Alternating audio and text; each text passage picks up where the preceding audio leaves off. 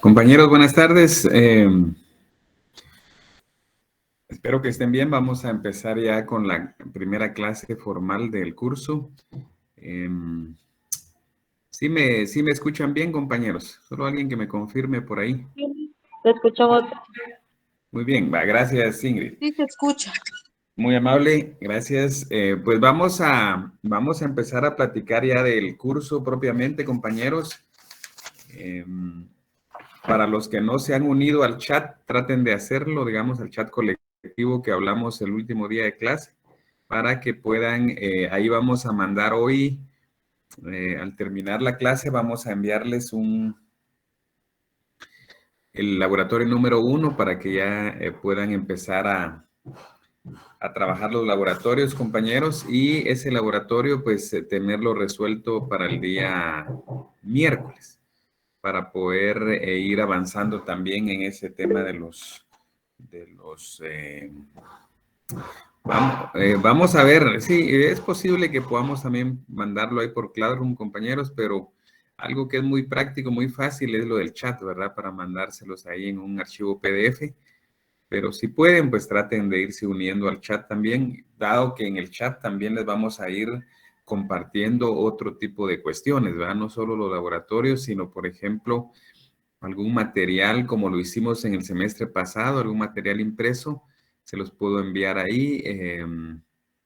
Alguna otra información que sea necesaria, pues es más práctico a través de esa vía. Bueno, entonces quedamos, compañeros, en que más tardecito les envío el laboratorio 1, ustedes lo resuelven con base en el código de trabajo y lo vamos a ver el miércoles. En cuanto ya a los temas de este curso, compañeros, en primer lugar, pues hay que hablar sobre el derecho procesal colectivo de trabajo, ¿verdad? Hay que recordar, ese es el gran título, digamos, ¿verdad? De esta unidad, el derecho procesal colectivo de trabajo. Recordemos, compañeros, que lo dijimos en el curso, en la clase anterior, en cuanto a que tenemos un derecho procesal individual y un derecho procesal colectivo. Entonces, en este curso vamos a destinarlo a trabajar tanto el conflicto colectivo de carácter económico-social como el conflicto colectivo de carácter jurídico. Digamos que esos son los dos grandes temas. Dentro de eso se desarrolla el curso, ¿verdad? Dentro del conflicto colectivo de carácter jurídico y dentro del conflicto colectivo de carácter económico-social. Entonces, hay que ir teniendo claro eso, compañeros, que hay dos conflictos colectivos. Uno es económico-social y otro es jurídico. Eso lo vimos algo en el curso anterior, ¿verdad? Cuando platicamos que había conflictos individuales y colectivos y dijimos que los colectivos se subdividían a su vez en de carácter jurídico y de carácter económico-social. A grandes rasgos, compañeros, para recordarnos, los conflictos de carácter jurídico son aquellos en los cuales ya hay una norma jurídica que se está incumpliendo y entonces se plantea el conflicto ante un tribunal, ¿ya? Entonces, la gran, digamos, la nota distintiva de este conflicto es precisamente que en el conflicto colectivo de carácter jurídico ya existe norma jurídica que está siendo inobservada, incumplida y como consecuencia se plantea el conflicto ante un tribunal laboral.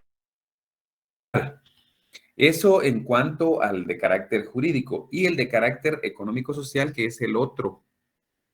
Hemos dicho, compañeros, que este conflicto en realidad lo que busca son mejoras en las condiciones de trabajo. Al buscar esas mejoras implica que no hay norma jurídica anterior. Se puede lograr crear una norma jurídica, pero posteriormente, como consecuencia de este conflicto colectivo de carácter económico-social, ¿ya? Por ejemplo, un ejemplo importante son los pactos, ¿verdad? Los pactos colectivos de condiciones de trabajo que son en un momento dado efecto de un conflicto colectivo de carácter económico-social, ¿verdad? Entonces, ese pacto que se logra a través de ese conflicto se convierte en una norma jurídica que tiene que ser observada por los patronos y por los trabajadores, ¿verdad? Es decir, los derechos y obligaciones que ahí se establecen, pues de alguna manera se supera con la legislación laboral. Hay que recordar, compañeros, que la misma Constitución nos dice y el Código de Trabajo que es un mínimo de garantías el derecho laboral, ¿verdad? Es decir, que siempre pueden ser superadas. Por ejemplo, en un lugar determinado, un patrono, por ejemplo, cumplía con otorgar los descansos, ¿verdad? Los asuetos, los descansos que están establecidos en el Código de Trabajo. Sin embargo, por ejemplo, compañeros, ahí se estableció que, por ejemplo, se le iba a dar el día de cumpleaños del trabajador, por ejemplo, ¿verdad? Que se iba a dar descanso, que se iba a dar descanso también el día del aniversario de la institución, por ejemplo, otro descanso. Entonces, esos descansos no están regulados en la ley, sino que son producto de una negociación entre patronos y trabajadores. Y también ahí se estableció, por ejemplo, que ustedes saben que el periodo de vacaciones anuales es como mínimo de 15 días, pero igual es un mínimo que establece la ley que puede ser superado. En ese sentido, pues, por ejemplo, este patrono que yo les estoy comentando, ellos establecieron una norma que indica que las vacaciones van a ser de 20 días hábiles, ¿verdad? Entonces, no es lo mismo descansar 15 días hábiles que 20 días, ¿verdad, compañero? Estamos hablando casi de una semana más, digamos, de descanso para el trabajador en sus vacaciones. Entonces, se van superando entonces esas garantías mínimas y pues muchas veces el camino es precisamente el conflicto colectivo de carácter económico-social que pudiera eventualmente desembocar en un pacto colectivo de condiciones de trabajo. Eso lo vamos a ver con más detenimiento cuando ya veamos cada una de estas dos vías procesales de estos dos conflictos, ya sea el jurídico o el económico-social. Bien, entonces, en cuanto al derecho procesal colectivo de trabajo, si vamos a anotar una definición, compañeros, se las voy a dictar y después vamos a explicarles ahí algunos detalles. Pueden anotar ahí como definición que es el conjunto de doctrinas,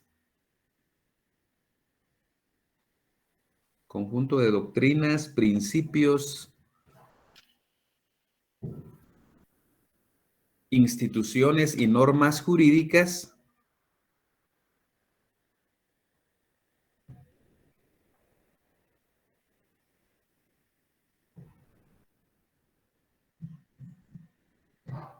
que regulan el conocimiento y resolución, que regulan el conocimiento y resolución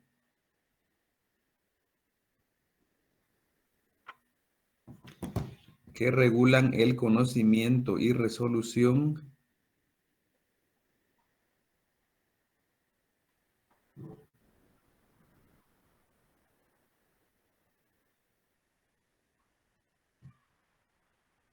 de los conflictos colectivos surgidos con ocasión del trabajo, de los conflictos colectivos surgidos con ocasión del trabajo.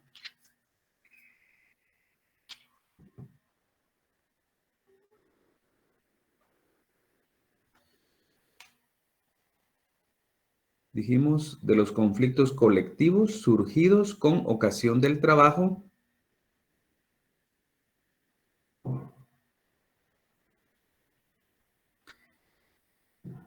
entre organizaciones de trabajadores y patronos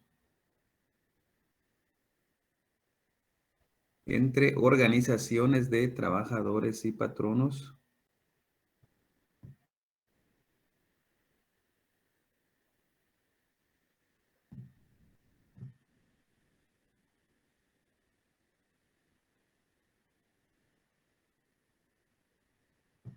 así como los órganos jurisdiccionales competentes para conocer.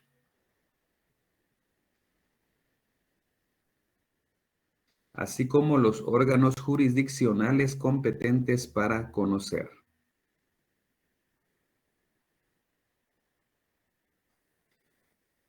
Entonces vamos a ir haciendo, platicando algo sobre esta definición, compañeros, y pues vayan ustedes haciendo sus anotaciones por ahí, porque es importante, ¿verdad? Entonces, al principio, pues vean su definición, dice que son doctrinas, principios, instituciones y normas jurídicas. Esto pues ya lo hemos dicho en otras oportunidades, compañeros, que el derecho en realidad no solo se circunscribe a normas jurídicas, ¿verdad? El derecho va más allá de las normas. Tenemos una serie de principios, por ejemplo, en cada uno de los derechos. Y recientemente hablábamos con una colega y me decía ella que lamentablemente a veces en algunas materias del derecho colocan a jueces que traen experiencia en otra materia.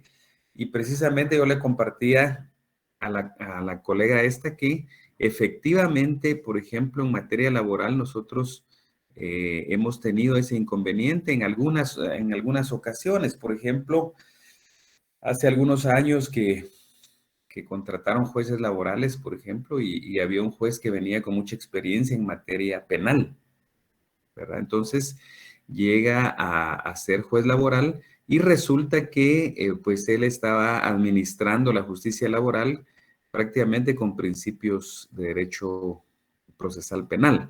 Entonces hay que tener mucho cuidado en eso, compañeros. Todas las materias del derecho tienen los principios que son propios de cada una de las disciplinas. Entonces, lo mismo ocurriría con los abogados, ¿verdad, compañeros? No es lo mismo estar, por ejemplo, actuando como un abogado defensor en un caso penal que estar actuando como un asesor en materia de juicios laborales, por ejemplo. Es decir, cada materia entonces tiene sus propios principios que inspiran ese derecho. Entonces, más adelantito vamos a comentar ya algunos principios de este derecho procesal colectivo, pero lo que quiero recalcar, compañeros, es que cuando uno está en una cierta materia, y ustedes lo van a notar, porque creo que en este semestre también llevan el curso de Derecho Procesal Civil. Y entonces, ahí tendrán forzosamente que ver los principios del derecho procesal civil, ¿verdad? O lo vieron en el semestre anterior, no sé, pero lo cierto es que cada, cada materia del derecho tiene sus propios principios. Y entonces el derecho laboral, de hecho, pues es el derecho laboral, sus principios son tan importantes que son principios que son invocados por los abogados, son utilizados por los jueces como argumento para poder emitir una resolución de conformidad con el derecho laboral. De hecho, nuestro derecho laboral no está tan desarrollado como otros derechos laborales, ¿verdad? Tenemos algunas figuras que nosotros no manejamos en Guatemala, pero que en otras legislaciones sí desarrollan bastantes normas sobre materias que nosotros pues no hemos evolucionado tanto en materia laboral, ¿verdad? Tenemos algunas cosas algunas figuras que no existen en nuestro derecho. Sin embargo, pues solo cuando usted ve, por ejemplo, el Código de Trabajo, todos los años que tienen de que se emitió y algunas reformas que ha sufrido, entonces es una normativa que, a mi parecer, se tendría que actualizar, ¿verdad? Deberíamos de tener, como creo que se los mencioné en el curso anterior, tener un código de trabajo y un código procesal del trabajo, ¿verdad? Para que ambos instrumentos puedan regular de una manera adecuada a todas las instituciones jurídicas que a cada materia compete. Entonces, dijimos que son pues un conjunto de doctrinas, principios, instituciones de normas jurídicas. Luego decimos que regulan el conocimiento y resolución. Cuando se dice que regulan el conocimiento y resolución, ahí estamos hablando en esa parte de que es un derecho instrumental, ¿verdad? El derecho, ya lo hablamos también en el curso anterior, todos los derechos procesales son instrumentales, ¿verdad? Es la vía para poder hacer efectivos los derechos. Son complementarios de los derechos sustantivos, ¿verdad? Porque no nos de mucho, por ejemplo, que exista una ley especial laboral que regule la prestación laboral de aguinaldo, por ejemplo. Pero ¿qué ocurre si un patrón no paga el aguinaldo, si no observa esa normativa? Y entonces, en el momento en que debe pagarlo, no cumple. Entonces, pues tiene que haber una vía procesal para poder hacer valer esos derechos por parte de los afectados, que en este caso serían los trabajadores. Entonces, por eso decimos que es un derecho instrumental. Por esa parte está ahí donde dice conocimiento y resolución, ¿verdad? El carácter instrumental del derecho procesal laboral. Luego dice, así como la organización, así como de los órganos jurisdiccionales competentes para conocer. En cuanto a los órganos jurisdiccionales competentes, aquí surge una figura, compañeros, que va a ser nueva para ustedes en el sentido en que vamos a ir profundizando en esto, pero ya aquí podemos hablar de órganos jurisdiccionales, están los tribunales de conciliación y arbitraje, ¿verdad? Vamos a ver varios aspectos de estos juzgados y etapas de los procesos que se ventilan ante estos tribunales de conciliación y arbitraje. Intervienen también las salas de apelaciones, ¿verdad? También intervienen como parte de los órganos que administran justicia en estos conflictos colectivos, bueno, en este caso, más de carácter económico-social. Luego, el derecho procesal colectivo, compañeros, pueden anotar ahí que se divide en dos ramas, ¿verdad? Anótenlo por ahí que este derecho procesal colectivo tiene dos ramas. Está el derecho procesal orgánico y el derecho procesal funcional, ¿verdad? Pónganlo ahí, compañeros, para ir y vamos a hablar un poco de cada una de esas ramas, ¿verdad? La primera les dije... Disculpe, ¿me podría repetir el segundo? Sí, dijimos derecho procesal orgánico y derecho procesal funcional. Repitiendo, derecho procesal orgánico, derecho procesal funcional. Bien, el derecho procesal orgánico, compañeros, el primero que se está mencionando, ese derecho procesal orgánico es una rama que estudia la organización y atribuciones de los tribunales. Repitiendo, es una rama que estudia la organización y atribuciones de los tribunales. Entonces, cuando se ve el Código de Trabajo como un instrumento normativo, ustedes pueden apreciar que hay normas que están destinadas a regular, por ejemplo, la integración de los órganos jurisdiccionales, cómo se integran, qué funciones tienen. Esas normas son normas de este derecho procesal orgánico. Por supuesto que aquí esto es un asunto doctrinario, compañeros, pero lo vamos a adecuar a nuestro Código de Trabajo. El derecho procesal orgánico, veamos nuestro Código de Trabajo, compañeros. Abran su Código de Trabajo en el artículo 284.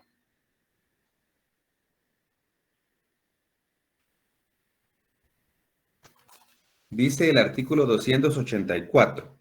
Los tribunales de trabajo y previsión social son, inciso A, los juzgados de trabajo y previsión social que para efectos de este código se llaman simplemente juzgados.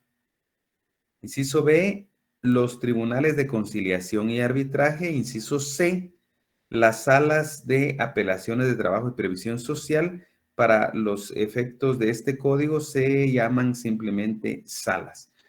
Entonces, este artículo, el 284, si ustedes lo observan, estamos hablando de cuáles son los órganos jurisdiccionales que administran la justicia laboral, ¿verdad? Entonces, está claro que ese artículo, por ejemplo, es parte del derecho procesal orgánico de este que estamos platicando, ¿sí?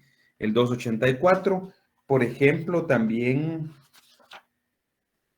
alguien nos puede leer, compañeros, el 293, siempre como ejemplo de Si gusta, lo leo yo, licenciado. Buenas por favor. tardes. Buenas tardes, por favor. 293, ¿verdad? Sí, 293, exacto. La finalidad esencial de los tribunales de conciliación y arbitraje es mantener un justo equilibrio entre los diversos factores de la producción, armonizando los derechos del capital y del trabajo. Cada tribunal se integra así. A. Un juez de trabajo y previsión social que lo preside. B. Un representante titular y 3 suplentes de los trabajadores. C. Un representante titular y 3 suplentes de los empleadores. Los cargos son públicos y obligatorios. Por la naturaleza de sus funciones, el cargo de presidente es permanente, en tanto que los demás fungirán un año comprendido de enero a diciembre. Los suplentes serán llamados en el mismo orden de su elección o designación. Los representantes a que se refiere este artículo deben seguir cumpliendo las responsabilidades de sus cargos hasta que tomen posesión sus sustitutos. Sin embargo, podrán renunciar ante la Corte Suprema de Justicia si han cumplido ya su periodo. El secretario del juzgado cuyo juez preside el tribunal lo es a la vez de este también permanente. Muy bien, gracias, compañero. Sí, efectivamente, como ustedes pudieron seguir la lectura, ese artículo es otro artículo meramente del derecho procesal orgánico, dado que ahí, por ejemplo, empiezan diciendo cuál es la función principal, ¿verdad? La función esencial de los tribunales de conciliación y arbitraje. Luego continúa el artículo diciendo cómo se integra, ¿verdad? Que son 3 integrantes de estos tribunales. Luego se refiere a los periodos, ¿verdad? Se refiere al tiempo, al elemento temporalidad. Luego hace alusión, entre otras cosas, al secretario, ¿verdad? Que el secretario del juzgado, de donde es titular el juez, porque lo que ocurre, compañeros, es que en los juzgados de primera instancia, pues hay un secretario, y ese secretario es el que a su vez también es secretario del Tribunal de Conciliación y Arbitraje que integre el juez que es titular de ese órgano jurisdiccional. Así funciona. Entonces, eso nos lo dice el artículo 293. Entonces, en estas anotaciones que están haciendo ustedes, compañeros, pues indiquen ahí que como ejemplos están estos 2 artículos, el 284 y el 293, que se refieren al derecho orgánico. Bien, entonces, el otro derecho, compañeros, la otra rama que ustedes anotaron, ahí es el derecho procesal funcional. El derecho procesal funcional, pueden anotar que es una rama que estudia los procedimientos, es una rama que estudia los procedimientos y las actuaciones que integran esos procedimientos. Que integran los procedimientos y las actuaciones que integran esos procedimientos. Entonces, compañeros, aquí pues estamos ante ya una rama muy diferente a la anterior. A la anterior se refiere a los tribunales, a sus funciones como tribunales. Aquí se refiere ya a los procesos, a las etapas procesales, ¿verdad? Entonces, se refiere a que, por ejemplo, pues hay un plazo para cierta actuación procesal, que en esa actuación puede ocurrir ciertas cuestiones. Todo eso es parte del derecho procesal funcional, ¿verdad? Los procedimientos dentro de los derechos. Y esto, compañeros, también es de carácter general, ¿verdad? Esto no es un conocimiento propio del derecho procesal laboral. Esto es aplicable a todos los derechos procesales que existen, ¿verdad?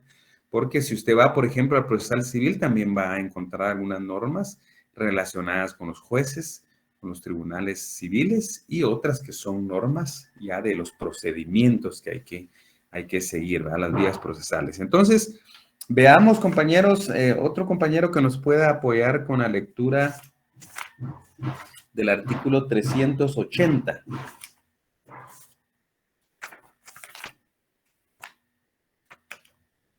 380, compañeros, para que pueda colaborar.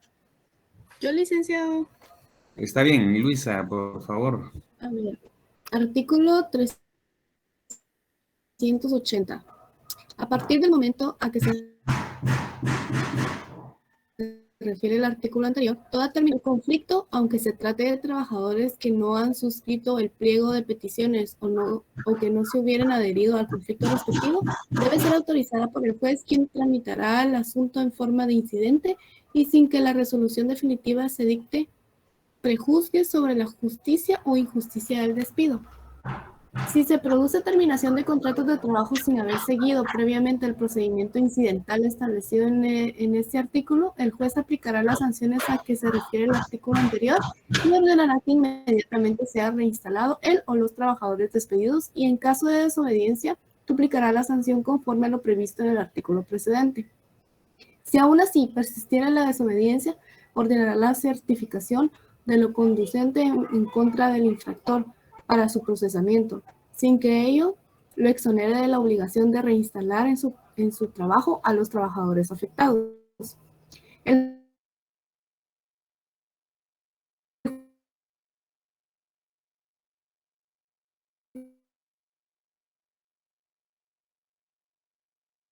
juez a las 24 horas siguientes de haber ingresado la denuncia al tribunal, y en la misma resolución designará a uno de los empleados del tribunal para que, en calidad de ejecutor del mismo, haga efectiva la reinstalación. El procedimiento de reinstalación que establece este artículo es aplicable también cuando se infringe el derecho de inamovilidad que establece el artículo 209 de este código. Bien, gracias, compañera. Ahí Luisa nos hizo favor de leernos el artículo 380 del Código de Trabajo. Ese 380, compañeros, tiene varias disposiciones que son muy importantes. En este momento les voy a hacer una explicación pues un poco a la rápida, pero hay que irle poniendo ojo a este artículo. Este artículo es muy, muy importante dentro del articulado que vamos a estudiar en este curso, ¿verdad? Entonces hay varias cosas que están inmersas en este artículo.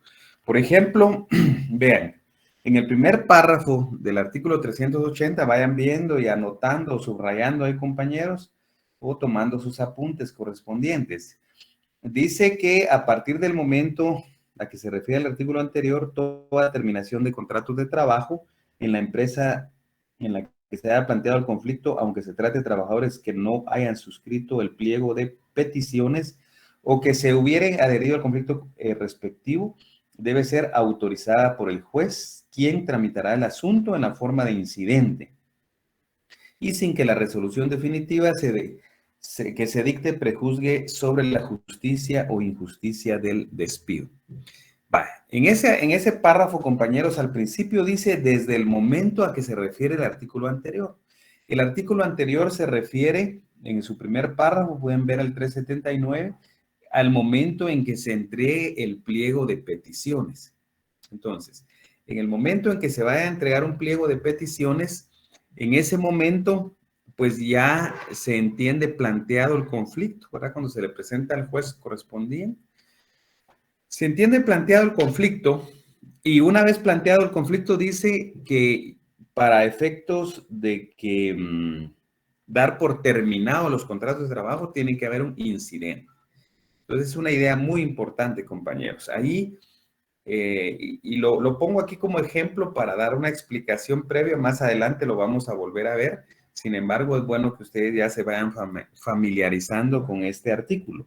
Dice el artículo entonces que desde ese momento en que se presenten el pliego de peticiones al juez de trabajo, desde ese momento ya toda terminación de contrato de trabajo tiene que ser a través de autorización judicial. Entonces, si yo soy un patrono individual o una entidad patronal, una institución patronal, una vez que me notifiquen esta situación, entonces es lo que en la práctica normalmente la gente le dice que el patrono o la institución está emplazada, ¿verdad? Porque desde ese momento yo sí, como patrono sí puedo despedir, ¿verdad? No tengo limitado ese derecho, pero previo a despedir yo tengo que pedir autorización judicial, ¿verdad? Entonces ahí está el fundamento cuando dice que el asunto se tramitará en incidente. Entonces ahí está el fundamento legal para este se llama incidente de terminación de contrato de trabajo, ¿verdad? Entonces, en este incidente yo como patrono promuevo el incidente y la otra parte que sería el trabajador se le notifica y tiene que evacuar su audiencia al trabajador. Si se abre a prueba, pues ustedes saben que en un incidente hay 8 días de prueba y luego se emite la resolución final. La resolución, que es un auto, ¿verdad, compañeros? En todos los incidentes es un auto, ¿verdad? No puede terminar con sentencia. Entonces, el auto que resuelva el incidente, por ejemplo, si el juez dice que autoriza al patrono para que despida, pues entonces, una vez que esté firme esa resolución, porque la misma puede ser apelada también, ¿verdad? Entonces, si no apela al trabajador, queda firme, o si apela, pues habrá que esperar el resultado de la apelación. Pero una vez que quede firme ya esta autorización judicial para terminar el contrato, en ese momento, entonces el patrono puede dar por terminada la relación laboral. Pero algo que es sumamente importante es la parte final del párrafo donde dice que la resolución definitiva no prejuzga sobre la justicia o injusticia del despido. ¿Qué quiere decir esto? Que si el juez me dice a mí que sí puedo despedirlo, eso no implica, el juez no está reconociendo que esa es una causa justa para despedirlo. Por eso dice ahí que esta resolución, sea el sentido de la resolución, sea que dé o que no dé la autorización el juez, siempre nunca va a prejuzgar sobre la justicia o injusticia del despido. Esto implica, compañeros, que si el juez me dice a mí como patrono que sí puedo despedir, no podemos dar por hecho que el juez está reconociendo que yo tengo una causa justa para despedir al trabajador. ¿Cómo funciona?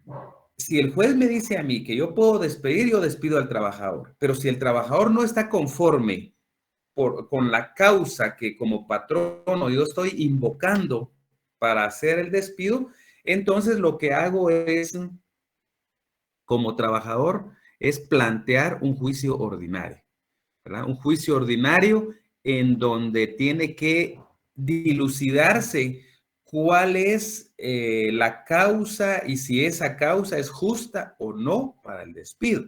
Hay que recordar, compañeros, que si es una causa justa, pues no condenan al patrono en cuanto a indemnización y daños y perjuicios, si se fuera a un juicio. Y si es una causa justa, pues no lo condenan, pero si es injusta, si no si el patrono no prueba esa justa causa del despido, entonces me van a condenar como patrono a pagar la indemnización y los daños y perjuicios dentro de ese juicio.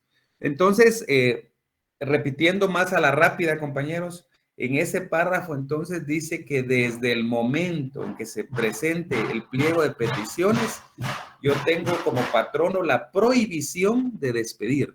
Y si quiero despedir, puedo hacerlo, pero tengo que pedir autorización judicial para efectuar el despido. Y esa resolución de ese incidente de terminación de contratos de trabajo, ese incidente pues no,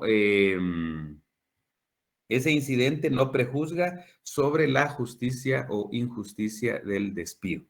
Entonces, ojo con eso, compañeros, porque el trabajador, repito, podría, después de ser despedido, plantear un juicio ordinario para dilucidar si es justo o injusto esa causa del despido.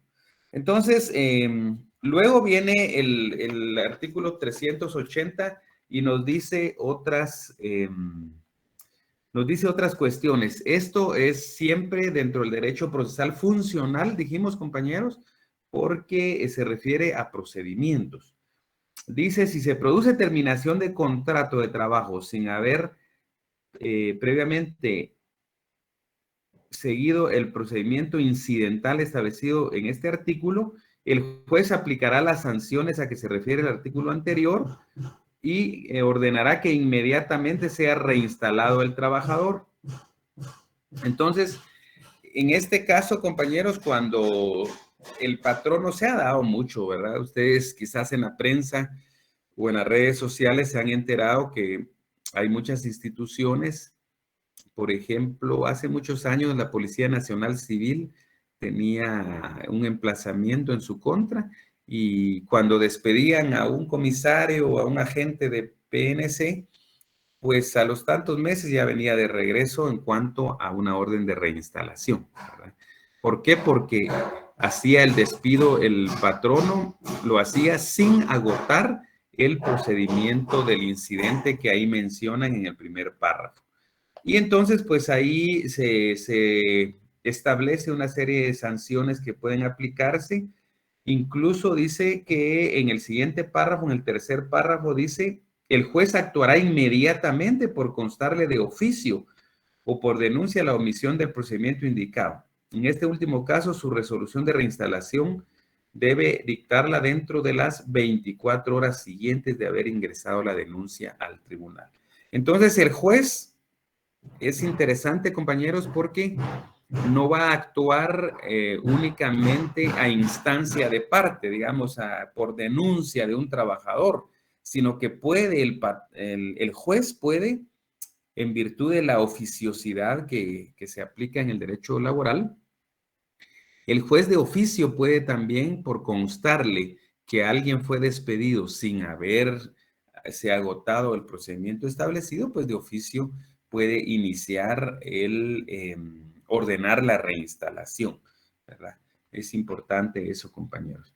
Luego, este artículo nos dice, en la parte ya final, dice que también este mismo procedimiento de reinstalación se utiliza cuando se afecta la inamovilidad del artículo 209 del Código de Trabajo, que este 209 se refiere a los trabajadores que están en formación de un sindicato, ¿verdad? Hay que recordar que estos señores, cuando dan aviso a la inspección de trabajo que están formando un sindicato, pues ya gozan de inamovilidad. Y entonces, si esa inamovilidad se viera afectada, por ejemplo, con despedir a un trabajador porque está formando un sindicato dentro de la empresa, pues en ese caso se aplicaría también este procedimiento incidental. Es decir, básicamente sería un procedimiento, como ustedes lo ven, es un procedimiento bastante breve, bastante rápido. Básicamente es presentar la denuncia de reinstalación o que el juez considere de oficio y en 24 horas el juez tiene que resolver que se reinstale. Y si no se instala, porque hay patronos que, por ejemplo, pueden ponerse renuentes ante la orden judicial, pues entonces hay una serie de sanciones que dice este artículo, aunado con el 379, que habla de una multa, que si continúa, digamos, el tema, si no cumple, no obstante que hace el impuso la multa, pues se duplica la multa y si todavía no cumple, pues en un momento dado se puede certificar lo conducente, ¿verdad? Es decir, que se certifica esto ya a la materia penal para que el Ministerio Público pueda darle seguimiento y a una persecución penal al patrono por estar incumpliendo, desobedeciendo una orden de un juez de trabajo, ¿verdad? Por eso ustedes también habrán visto en un momento dado, porque yo lo he visto en la prensa, cuando, por ejemplo, algunos alcaldes salen ahí que se les declara con lugar, ¿verdad? O sí, a lugar a formación de causa dentro de las diligencias de antejuicio para que se les despoje de esa inmunidad y son sometidos al proceso penal, ¿verdad? Por haber desobedecido la orden judicial. Entonces, ese artículo es muy, ilustra mucho y da oportunidad de explicar algunas cosas del curso, compañeros. Por eso está como ejemplo del derecho procesal funcional. Pero si vemos nuestro código, pues hay muchísimas normas que son del derecho procesal orgánico y pues también hay bastantes que son del derecho procesal funcional. Entonces, algo que también en la definición lo dice, compañeros, regresen a ver la definición, dice que son conflictos colectivos entre organizaciones de trabajadores y patronos. Esto es importante, compañeros, porque tenemos que tener la claridad que un trabajador de una manera individual, pues no está legitimado para promover este tipo de acciones procesales colectivas, ¿verdad? Por eso dice la definición entre organizaciones de trabajadores y patronos.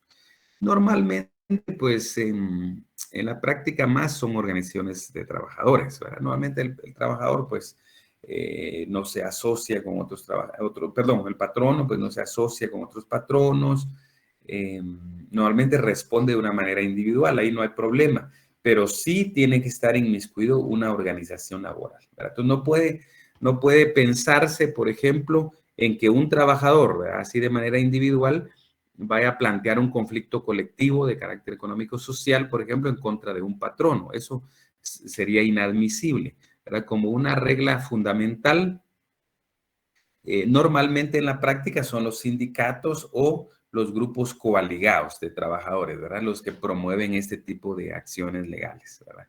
Bien, entonces por eso va la definición. Entonces vamos a hablar en este momento sobre la naturaleza jurídica, compañeros, siempre del derecho procesal colectivo. Pueden anotar ahí como subtítulo. El primer subtítulo fue la definición. Luego, pues, vimos las ramas del derecho procesal colectivo. Luego estamos viendo ahorita la naturaleza jurídica.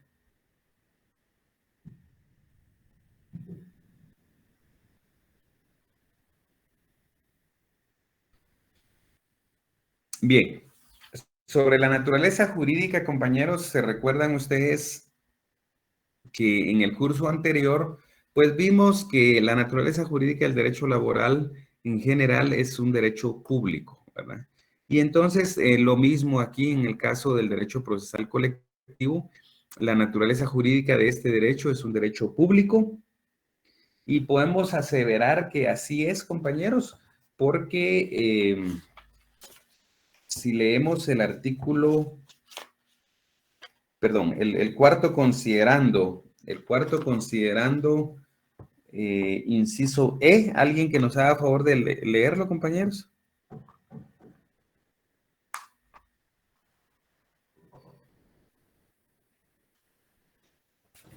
Inciso E. El derecho de trabajo es perdón. El derecho de trabajo es una rama del derecho público, por lo que al ocurrir su aplicación, el interés privado debe ceder ante el interés social o colectivo. Muy bien, gracias compañera. Entonces, como lo leyó la compañera, dice que es una rama del derecho público, el derecho del trabajo, por lo que al ocurrir su aplicación, esa palabra subrayenla, compañeros. Cuando dice al ocurrir su aplicación, se está refiriendo precisamente a esa instrumentalidad como característica del derecho procesal laboral, tanto individual como colectivo. Por eso dice al ocurrir su aplicación. Ahí ya no está hablando del derecho sustantivo, está hablando del derecho procesal laboral. Al ocurrir su aplicación, dice, el interés privado debe ceder ante el interés colectivo. Muy bien. También el artículo 14 sirve como fundamento para esta aseveración de que es una rama del derecho público. Hay que recordar, compañeros, que hay una clasificación dicotómica del derecho. Dentro de esa clasificación, pues está el derecho público, el derecho privado, y dentro del derecho público estaría entonces el derecho procesal del trabajo, tanto individual como colectivo. Y entonces como fundamento, pues está el cuarto considerando, inciso E, y el artículo 14 también del Código de Trabajo, cuando dice el presente código y sus reglamentos son normas legales de orden público y sus disposiciones deben ser sujetas a todas las empresas de cualquier naturaleza que sean existentes o en lo que el futuro se establezcan en Guatemala, lo mismo que todos los habitantes de la República, sin distinción de sexo ni de nacionalidad, salvo las personas jurídicas de derecho público contempladas en el segundo párrafo del artículo segundo. Entonces, ahí está, compañeros, que es una rama del derecho público. Entonces, el Estado, compañeros, hay algunos autores que consideran que el derecho procesal laboral pues, es público porque por una característica fundamental que es que el Estado interviene en esos derechos cumpliendo una de sus obligaciones más importantes, como lo son la administración de la justicia laboral en este caso, ¿verdad? Entonces, repitiendo, compañeros, hay tratadistas que dicen que es el derecho procesal es público porque el Estado interviene en cumplimiento de una de las obligaciones fundamentales como lo es la administración de la justicia laboral en este caso, ¿verdad, compañeros? Entonces, eso sería en cuanto a la naturaleza jurídica. Entonces, vamos a anotar como subtítulo, compañeros, los principios. Principios, vamos a ver los principios del derecho procesal colectivo.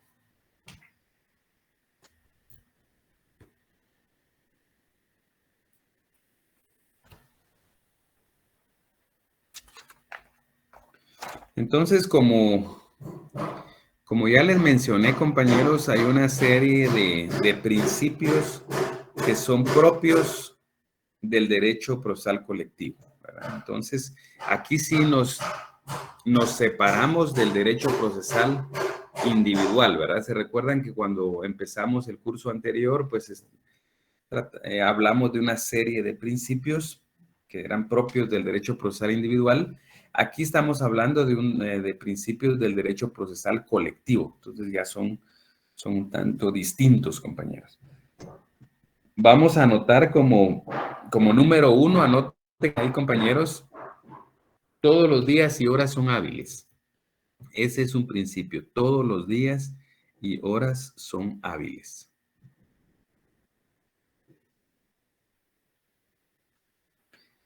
Para ese efecto, compañeros, veamos en su código de trabajo. ¿Alguien que nos pueda apoyar con la lectura del artículo 324, segundo párrafo, compañeros?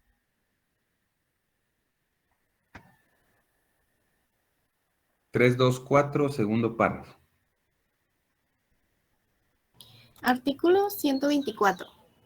Para la sustentación de los conflictos de carácter económico-social, todos los días y horas son hábiles.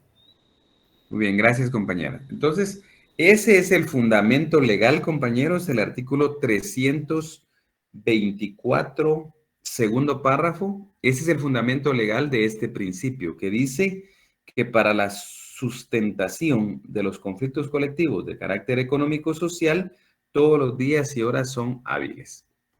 Entonces, hay que tomar en cuenta, compañeros, que es para los conflictos de carácter económico-social, es decir, no para todos los conflictos colectivos, porque si dijéramos que en todos los conflictos colectivos estaríamos equivocados, porque el código está diciendo que son conflictos colectivos de carácter económico-social, solo una parte, ¿verdad?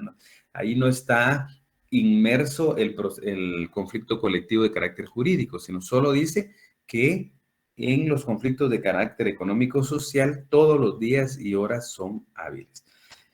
Este principio, compañeros, así de manera puntual, lo que busca es que el conflicto colectivo de carácter económico-social sea resuelto en el menor tiempo posible, para evitar la confrontación y la paralización de las labores de la empresa. Entonces, repitiendo, compañeros, si lo están anotando, pueden decir que este principio busca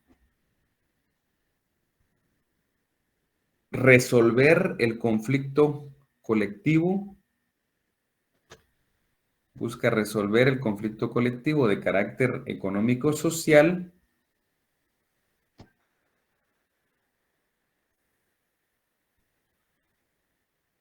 en el menor tiempo posible,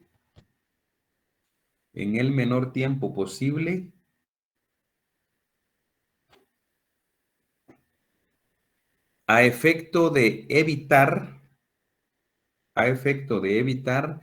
confrontación y paralización de las labores de la empresa. A efecto de evitar confrontación y paralización de las labores de la empresa. Entonces, este principio, compañeros, de que todos los días y horas son hábiles, implicaría que, por ejemplo,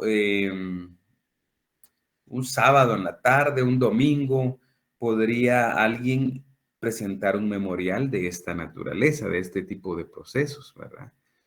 O en algún día de asueto, un día festivo.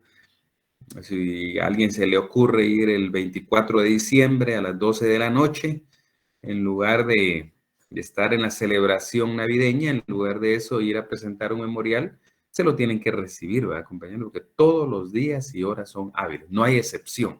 El principio es genérico, todos los días y horas son hábiles. Entonces, es importante esto. Ahora bien,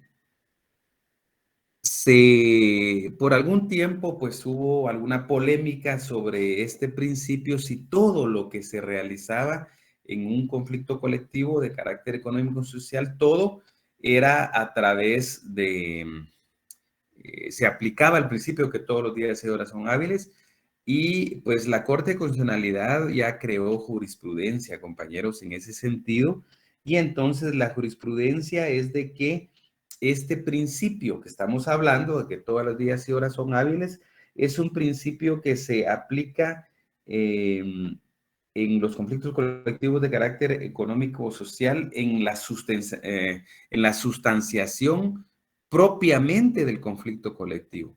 Es decir, que las incidencias que se dan dentro de ese proceso, en ellas no se aplica el principio. Repitiendo, compañeros.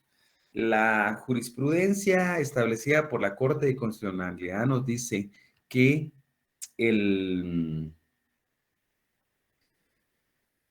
este principio del que estamos hablando se aplica en la sustanciación del conflicto colectivo de carácter económico-social propiamente dicho, no en sus incidencias. Entonces, ¿cuáles son las incidencias? Por ejemplo, lo que estábamos hablando, una reinstalación de un trabajador es una incidencia, ¿verdad? No es propiamente el conflicto, sino es una incidencia relacionada con el conflicto, claro está, por eso está ahí.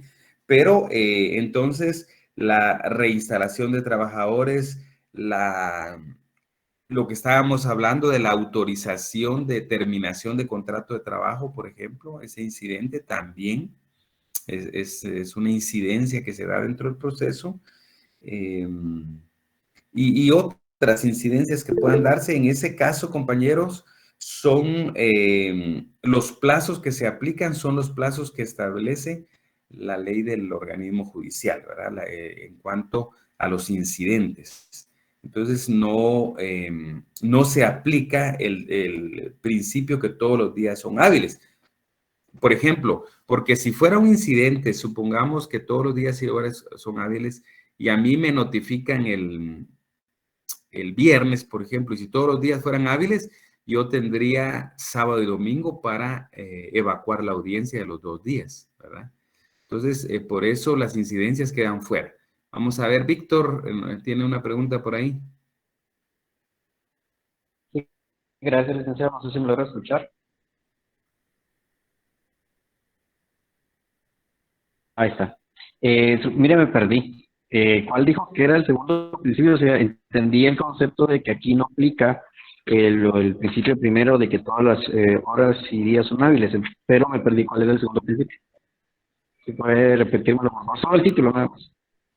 Ah, sí. No, estamos hablando todavía del mismo principio, compañero. No hemos pasado al número 2. O sea, todo lo que estamos platicando ha sido del principio 1. Ah, Que ese todavía. principio, así todavía estamos, exacto. Exacto. Estamos todavía en el Ok. principio 1, que todos los días y horas son hábiles. Esto último que yo les estoy hablando es jurisprudencia de la Corte de Constitucionalidad relacionada con ese primer principio, que dice que ese principio es aplicable en la sustanciación propiamente dicha del conflicto, pero no de sus incidencias. ¿Y cuáles Oh, ya. incidencias? Exacto. ¿Y cuáles incidencias son? Pues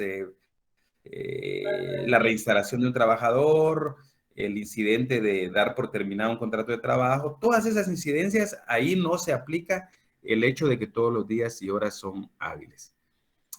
Licenciado, perdone para complementar, y cito acá el comentario que acaban de dar de que es contradictorio a la materia. Aquí no se puede aplicar el indubio properario para beneficiar a la resolución de un conflicto laboral por el bien del trabajador. Pregunto. No, en esta parte no, porque aquí estamos hablando únicamente de cuestiones temporales, digamos, de los plazos, únicamente, digamos, no de tomar algunas cuestiones como de fondo, sino que sencillamente si es una cuestión del conflicto colectivo como tal, pues están corriendo todos los días y todos los días son hábiles, sábado, domingo, lunes,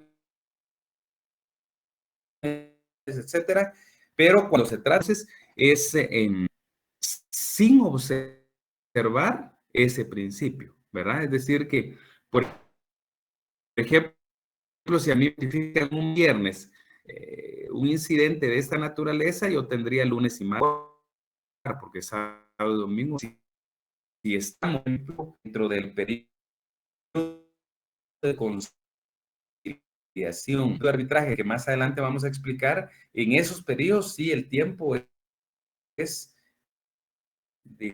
no se excluyen. Entonces, el principio corrido, no los días. El principio se refiere exclusivamente al tiempo en que usted va a realizar un acto. Entonces, no está vinculado con el tema de, digamos, de dar favorecer o darle un trato preferencial, digamos, al trabajador, sino que tanto patronos como trabajadores tienen que saber que todos los días horas son hábiles, salvo en las incidencias en las cuales pues tiene que aplicarse, si es un incidente propiamente, pues tendría que aplicarse las etapas que establece la ley del organismo judicial y en esos días serían días hábiles, no se tomarían en cuenta los días inhábiles.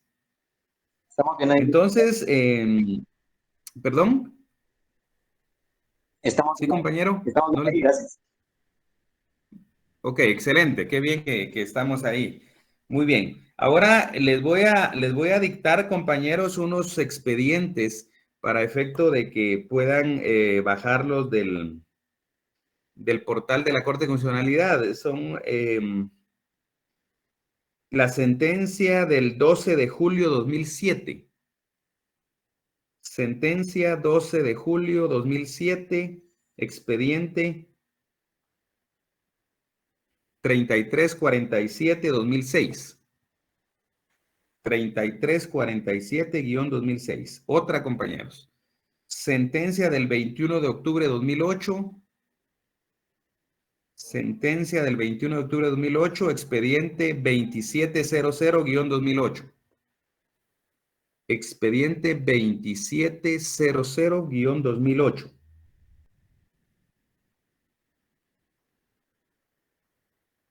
Y por último está la sentencia del 10 de septiembre de 2013. 10 de septiembre de 2013, expediente 74-2013.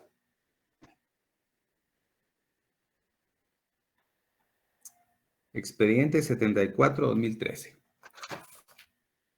Bueno, compañeros, entonces ahí estamos. Vamos a dar por terminada la clase. Estas sentencias traten de conseguirlas y leerlas, compañeros. Ahí se van empapando ya de cuestiones del conflictos colectivos de carácter económico social. Víctor, cuénteme. Gracias, Liga, aprovechando que terminó la clase, si lo vamos a ver así. Mire, yo me distraje en el tema de la primera parte del derecho procesal del trabajo. En la clasificación de derecho procesal colectivo de trabajo, usted lo clasificó como funcional y orgánico. No sé si estamos bien ahí. Sí, así es. Así es. Y sí, son las dos grandes ramas, de orgánico y funcional. El orgánico se refiere a la organización de tribunales y sus funciones, y el funcional se refiere a los procesos. Ok. Eso es lo que quería saber. Ahora bien, usted mencionó algo sobre un laboratorio. Así se los voy a mandar en el chat colectivo que se hizo. Entonces, la otra vez les di un número, compañeros. Se los voy a dictar nuevamente si alguno no se ha unido a ese chat, compañeros. Vamos a ver.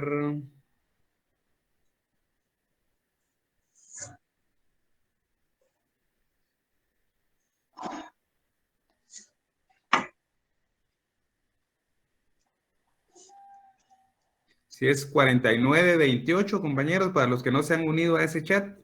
El administrador es 4928-6689. 6689, ok. Aquí ya lo podemos consultar.